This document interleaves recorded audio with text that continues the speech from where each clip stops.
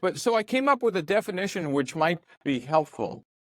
A startup is a temporary organization designed to search for a repeatable and scalable business model.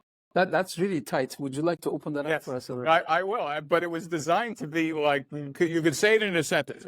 So number one is, I used to love startups. I did 8 of them, mostly because I was unemployable in a large company, so I had to do startups. A startup is a temporary organization, which means the goal of a startup is not to become a startup. What's the goal of a startup? To grow. To grow, to become a large company. So I put the word temporary organization just to remind ourselves that the goal is not to stay as a startup. Designed to search. Boy, that's interesting. I thought the goal of a startup is to grow and sell stuff or get sold or whatever. Actually, the goal of a startup, that early phase, is to answer a bunch of questions about your business model. It's a big idea. The goal in the early days is not to hire people and execute like you think you're correct. In fact, the data says while you think you're a visionary, there's enough data across the world now to say you're not a visionary, you're hallucinating. Big idea. And so therefore, instead of wasting your time, we want you to search for a business model. Who are the customers? What's the right price? What's the right feature set? What's the right product market fit? And the way I want to do this is I want to get some evidence that this thing is the right business model, and I'll use MVPs to do that.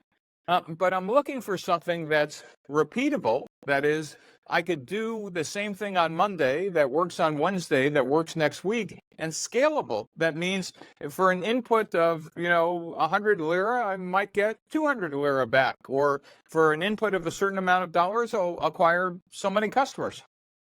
And so that's what the definition means. A startup is a temporary organization designed to search for repeatable and scalable business model. I think it's worth repeating. Startup is a temporary organization in search of repeatable and scalable business model. It's worth thinking about also. Another important component of the lean startup is the pivot. When do you decide to pivot? I think that most of the entrepreneurs I know have this emotional attachment to their idea, to their product. How could they possibly let go? Maybe they're leaving a diamond in the rough, or maybe it is the right time to move. How do they know it's time to pivot? So first, let's define what a pivot is, right? And so, a good number of entrepreneurs, particularly founding CEOs, think a pivot is simply, I changed my mind. That's not a valid definition of a pivot. It might explain entrepreneurs with attention deficit disorder, but it really isn't a good definition. My definition of a pivot is a substantive change to one or more of the business model components. Again, that seems fancy and complicated, but if you really think about it, a pivot says, I've gotten out of the building and discovered that my customers aren't men 28 to 35 in Istanbul. My customers might actually be, broader in the whole Middle Eastern region. That's a pretty big insight, and therefore you'll pivot who your customer segment is. Or you might decide that your revenue model, it's not freemium. Oh my gosh, we figured out we can actually charge for the product. That's a substantive pivot. And so you have found something specifically about a part of the business model that you need to change. The other piece about the pivot, by the way, is that what we kind of enforce is you can't just go out and say, here's what I heard yesterday, and change the whole company. In fact, I have a 72-hour hold on any pivots for founders.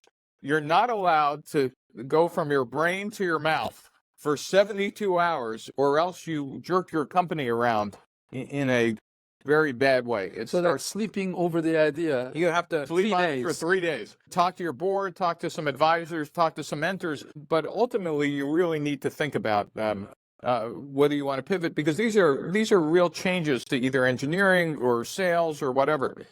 The pivot, though, does something else, and it's not intuitively obvious. In the old days, 20th century, and maybe some of you are still practicing this, is what we used to do is write a business plan. a very nice document. It was a business plan is defined in the 21st century as the document that your investors made you write that they never read. Supposed to laugh here. This is It's a different sense of humor in this case. yeah. Maybe we're still writing business plans. And by the way, the best part of the business plan was a 5-year plan, a forecast in the back, which forecasted essentially, if you think about it for a startup, a series of unknowns. Now, what's interesting is a business plan makes all the sense in the world in a large company when you have a series of knowns. I know my customers. I know my channel. Here's my next product. I could write a business plan. The mistake we made was taking that same document and trying to apply it for a series of unknowns. Now, I have to remind you, the only people who had 5-year plans with a series of unknowns who required 5-year plans that way were venture capitalists in the Soviet Union. And we know how well they turned out for at least one of those groups. And I'm not suggesting we don't need planning. I am suggesting that the process ended up doing some absurd things. Here's what happened. When you would write a business plan and you'd get money from an investor, they would look at that 5-year forecast, and then you would have board meetings. And in Silicon Valley, we'd have board meetings every 6 weeks, and they'd ask you, how are you doing per plan? Compare. You were supposed to execute that plan. It didn't matter that you were getting new data from customers that said the plan was obsolete. The board funded that plan. You would ship the product, and you'd have a launch party. Everybody would be happy. And then a couple months later, people would be asking the VP of sales, how are we doing per plan? And the VP of sales would always say, great pipeline. Now, for those of you who've never done that, great pipeline means we really don't have any sales. It's going to come, but don't worry. And this would repeat multiple board meetings until one day the board would fire and the CEO would fire the VP of sales. That's a pivot, isn't it? Why? We're not executing the plan. And so we would continue, a new VP of sales would say, well, that was a stupid plan. Here's the new plan. By the way, when they said, here's a new plan, we were actually doing a pivot. And this would continue for another 6 months. And if it still wasn't working, we'd fire the VP of marketing. Why? Because it can't be the VP of sales' problem. It's VP of marketing. And the new VP of marketing would come in and say, well, here's the new positioning. We just did another pivot. And then finally, if we're still not making money or not meeting our plan, we fire the CEO. Now, if you think about this, the one thing we never fired was the plan. It's a big idea. The one thing we never said is perhaps our initial assumptions were incorrect. Yet we now know, after doing startups for 30 or 40 years, it's the very rare startup that gets the initial assumptions correct. And therefore, the business model canvas and the lean methodology says, hey, those are the things we're changing first. We fire the plan first before we fire the people. That's a big idea. And that's why this whole lean methodology makes people from large companies incredibly uncomfortable. In fact, it's why large company executives, and sometimes why government officials who need certainty, have a hard time understanding the uncertain nature of early stage ventures. By definition, they're unstable and unknowns. We're solving for multiple unknowns.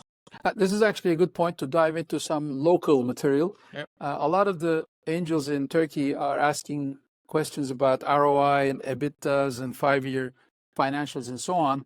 And what I'm recommending to our entrepreneurs is if they have an investor that wants those types of things, come to me. I have a group of creative writers who can create wonderful pitch decks and just give them what they want. So maybe a lesson for angel investors: do not treat startups like you would treat mature companies. So that brings up another subject, which, by the way, used to confuse me. When I retired as an entrepreneur and started teaching, I thought entrepreneurship was pretty well defined. That is, everybody knew what an entrepreneur was. It was somebody who wanted to start a billion-dollar business or go broke. And one of my mentors at Berkeley suggested that perhaps you ought to sit in through some other entrepreneurship classes and see what they're teaching.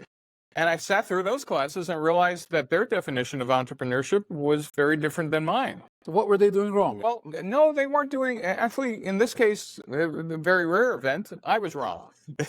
It turns out And this is true in every country, and Turkey in particular, it's worth thinking about. It turns out the word entrepreneur and startup means different things to different people. Yeah. And this really screws up investors, government, and educators without having a taxonomy that is a kind of a set of buckets about what kind of startups are we talking about. Let me give you a set of examples. Now, there's a certain type of entrepreneur which I call a lifestyle entrepreneur, maybe more prevalent in the United States, but these are people whose life really isn't about startups. Their life is about something else. I happen to live near the ocean, and some of my friends are surfers. And if they could, they would surf